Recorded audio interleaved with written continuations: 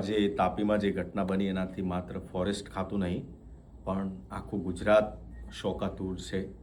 એક આરએફઓ જે નિષ્ઠાપૂર્વક પોતાની જવાબદારી નિભાવતા હતા, એમને એક બાતમી મળે છે કે ગુજરાતમાંથી ગેરકાયદેસર રીતે લાકડા ભરેલી એક ગાડી મહારાષ્ટ્ર તરફ આગળ વધી રહી છે અને પોતાની ફરજ પ્રત્યે હંમેશા વફાદાર રહેનાર વિકાસ દેસાઈ નામના અધિકારી પોતાની ટીમ સાથે પીછો કરે છે અને એક અકસ્માતમાં એમનું અને એમના સાથીનું મૃત્યુ થાય છે.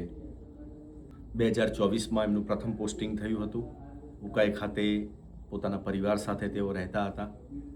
એમને એક દીકરો છે, પત્ની છે. મૂળ પાટણ તાલુકાના ચાણસ્માના ભાટસર ગામના તેઓ વતની હતા અને પહેલાં તેઓ ડીવાયએસઓ તરીકે ફરજ બજાવતા હતા જ્યારે વન વિભાગમાં નહોતા આવ્યા ત્યારે.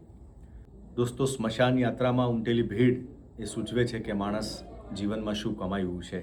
ઘણીવાર આપણે આવા સમાચાર સાંભળીએ છીએ, સોશિયલ મીડિયામાં જોઈએ છીએ અને એને સ્ક્રોલ કરી દઈએ છીએ. પૂછજો એ પરિવારને કે એના ઉપર શું વીતી રહી છે.